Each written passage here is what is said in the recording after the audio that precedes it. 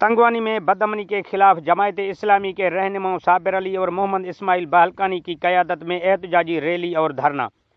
Rally ہیبت شہید چوک تنگوانی سے نکال کر مختلف راستوں سے گزرتی ہوئی مسافر کوچ اسٹاپ پر اختتام پذیر ہوئی۔ ریلی کے شرکاء نے بعد ازاں نیشنل پریس کلب کے سامنے دھرنا دیا۔ ریلی کے شرکاء نے تنگوانی پولیس کے ناکامی کے خلاف شدید نعرے بازی کی۔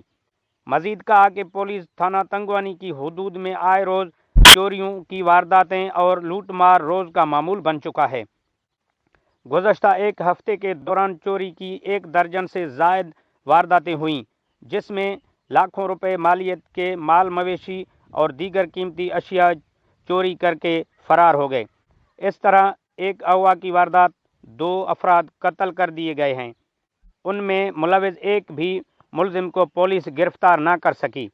یہاں کے مکینوں نے سندھ کے اعلیٰ حکام سے مطالبہ کیا ہے کہ تنگوانی پولیس کے ناکامی کا نوٹس لے کر عوام کو تحفظ فراہم کیا جائے۔